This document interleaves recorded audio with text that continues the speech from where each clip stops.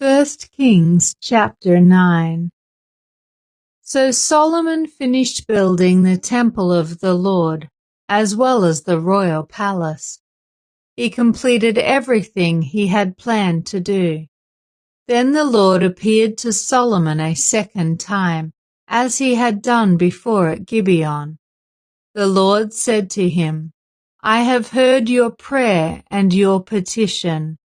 I have set this temple apart to be holy. This place you have built, where my name will be honored forever. I will always watch over it, for it is dear to my heart.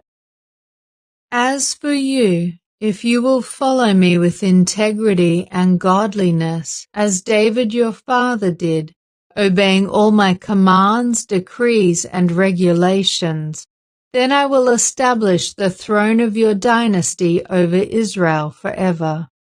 For I made this promise to your father David. One of your descendants will always sit on the throne of Israel. But if you or your descendants abandon me and disobey the commands and decrees I have given you, and if you serve and worship other gods, then I will uproot Israel from this land that I have given them. I will reject this temple that I have made holy to honor my name. I will make Israel an object of mockery and ridicule among the nations. And though this temple is impressive now, all who pass by will be appalled and will gasp in horror. They will ask, why did the Lord do such terrible things to this land and to this temple? And the answer will be, because his people abandoned the Lord their God, who brought their ancestors out of Egypt, and they worshipped other gods instead and bowed down to them. That is why the Lord has brought all these disasters on them. It took Solomon 20 years to build the Lord's temple and his own royal palace. At the end of that time, he gave 20 towns in the land of Galilee to King Hiram of Tyre.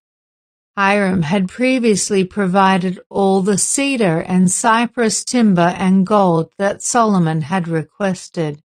But when Hiram came from Tyre to see the towns Solomon had given him, he was not at all pleased with them. What kind of towns are these, my brother? He asked.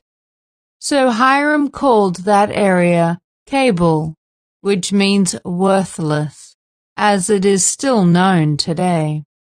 Nevertheless, Hiram paid Solomon 9,000 pounds of gold. This is the account of the forced labor that King Solomon conscripted to build the Lord's temple, the royal palace, the supporting terraces, the wall of Jerusalem, and the cities of Hazor, Megiddo, and Gezer. Pharaoh, the king of Egypt, had attacked and captured Gezer, killing the Canaanite population and burning it down. He gave the city to his daughter as a wedding gift when she married Solomon. So Solomon rebuilt the city of Gezer. He also built up the towns of Lower Beth-horon, Baalath, and Tamar in the wilderness within his land. He built towns as supply centers and constructed towns where his chariots and horses could be stationed.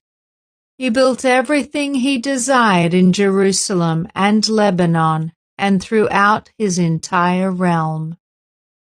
There were still some people living in the land who were not Israelites, including Amorites, Hittites, Perizzites, Hivites, and Jebusites.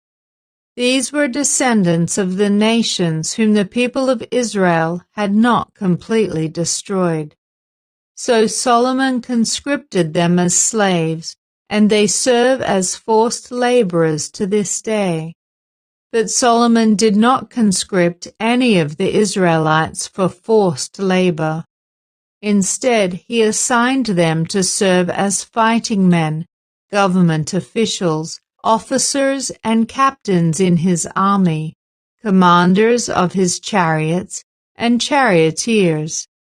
Solomon appointed 550 of them to supervise the people working on his various projects. Solomon moved his wife, Pharaoh's daughter, from the city of David to the new palace he had built for her. Then he constructed the supporting terraces.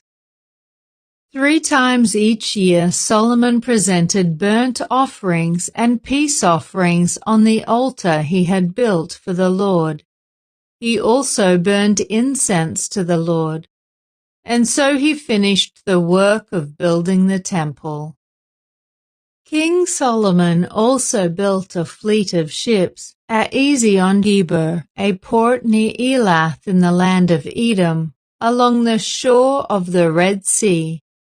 Hiram sent experienced crews of sailors to sail the ships with Solomon's men. They sailed to Ophir and brought back to Solomon some 16 tons of gold.